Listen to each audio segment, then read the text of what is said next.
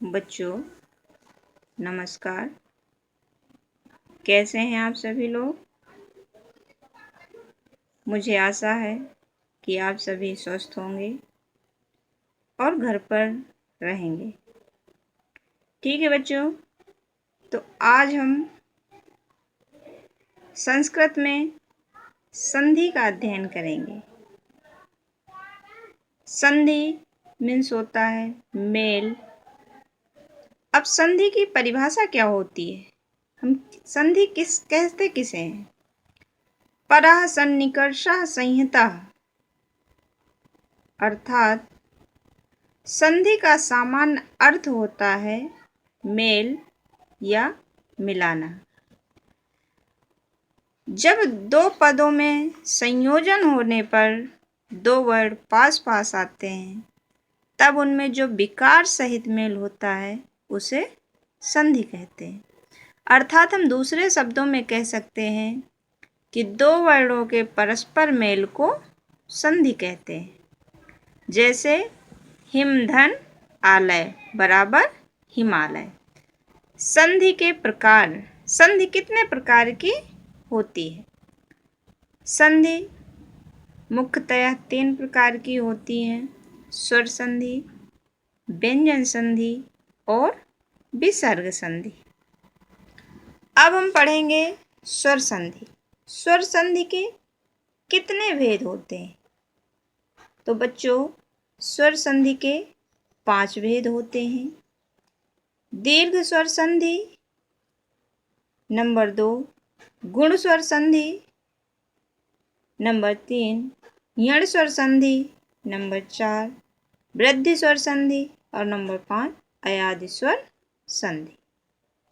अब बच्चों, हम स्वर संधि में दीर्घ स्वर संधि का अध्ययन करेंगे। दीर्घ मीन्स होता है बड़ा। इसका सूत्र होता है अकः सवर्णे दीर्घः। क्या होता है? अकः सवर्णे दीर्घः। अर्थात इसका जो नियम होता है, जब कोई ह्रस्व या दीर्घ स्वर जैसे आ ई उ ऋषि के बाद कोई ह्रस्व या दीर्घ स्वर जैसे बड़ा आ, बड़ी ई, बड़ा उ, ऋषि आदि शब्द आए तो उनके स्थान पर दीर्घ स्वर हो जाता है। जैसे पुस्तक धन आलया बराबर पुस्तकालया। अब देखिए इसमें आ धन आ बराबर आ। अब ये पुस्तक धन आलय, तो यहाँ जो हमारा स्वर का उच्चारण हो रहा है तो आ प्लस आ बराबर आ, अर्थात आ प्लस आ बराबर आ। इसलिए यहाँ पर दीर्घ स्वर संधि है। जैसे दूसरा उदाहरण है विद्या धन आलय बराबर विद्यालय। अब इसमें विद्या बड़ा आ का साउंड निकल रहा है और आ में भी बड़ा आ, तो आ धन आ बराबर आ। इसी प्रकार से कवि धन इंद्रः बराबर कवींद्रः। ई धन ई बराबर ई।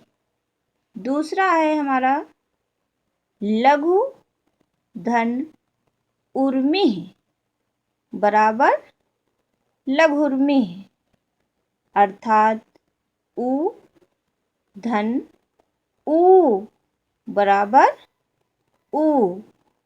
तो बच्चों, आज हमने दीर्घ स्वर संधि का अध्ययन किया। स्वर संधि में दीर्घ स्वर संधि का अध्ययन किया। अब अगली वीडियो में बच्चों हम गुण संधि, यण संधि, वृद्धि स्वर संधि, अयादि संधि का अध्ययन करेंगे। धन्यवाद।